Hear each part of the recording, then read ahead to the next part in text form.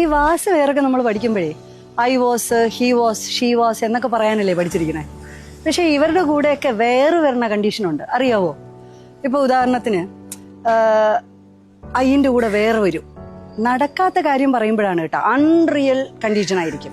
If ഇട്ട് നമ്മൾ പറയും if I were a bird, ഞാനൊരു പക്ഷിയായിരുന്നെങ്കിൽ. നടക്കോ? പക്ഷിയാവോ? ഇല്ലല്ലോ. If I were a bird, ഞാനൊരു പക്ഷിയായിരുന്നെങ്കിൽ എനിക്ക് പറക്കാൻ കഴിയുമായിരുന്നു, ഐ കുഡ് ഫ്ലൈ എന്നൊക്കെ പറയും.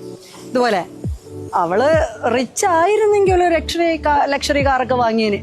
റിച്ച് അല്ലല്ലോ, റിച്ച് ആയിരുന്നെങ്കിൽ if she were rich she would buy a luxury car എന്നൊക്കെ പറയാം. ഇനി വേറൊരു സെന്റൻസ് പറയുകയാണെങ്കിൽ, ഇപ്പോൾ ഞാൻ ഐശ്വര്യ റോയ് ആയിരുന്നെങ്കിൽ, ഇഫ് ഐ വേർ. ഈ ഒരു സെന്റൻസ് അത് നിങ്ങൾക്കാണ് നടക്കാത്ത. എന്നെ സംബന്ധിച്ച് നോക്കുമ്പോഴേ അത് നടക്കുന്നൊരു കാര്യമാണ് കേട്ടോ. If I were Aishwarya Rai ചേരണില്ല. അത് ഗ്രാമം എന്തോ ഒരു പ്രശ്നം.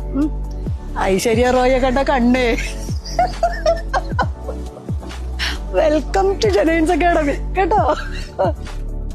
നിങ്ങൾ ബേസ് കോഴ്സിനാണ് ജോയിൻ ചെയ്യുന്നതെങ്കിൽ 175 ടോപ്പിക്സ് നിങ്ങളെ കൊണ്ട് സംസാരിപ്പിക്കുന്നതാണ്. മാത്രമല്ല ടീച്ചറുടെ ഗ്രാമർ ക്ലാസ് 2.5 മാസം ഡെയിലി ക്ലാസ് ആണ് കേട്ടോ. ഇനി അതല്ല ഇന്റർമീഡിയറ്റിനാണ് ജോയിൻ ചെയ്യുന്നതെങ്കിൽ 350 ടോപ്പിക്സ് നിങ്ങളെ കൊണ്ട് സംസാരിപ്പിക്കും. ഇനി അഡ്വാൻസ് ലെവൽ ആണെങ്കിലോ 500 മുതൽ 700 വരെയുള്ള ടോപ്പിക്സ് നിങ്ങളെ കൊണ്ട് സംസാരിപ്പിക്കുന്നതാണ്. സോ യു വെൽക്കം ടു ജനൈൻസ് അക്കാഡമി. Thank U.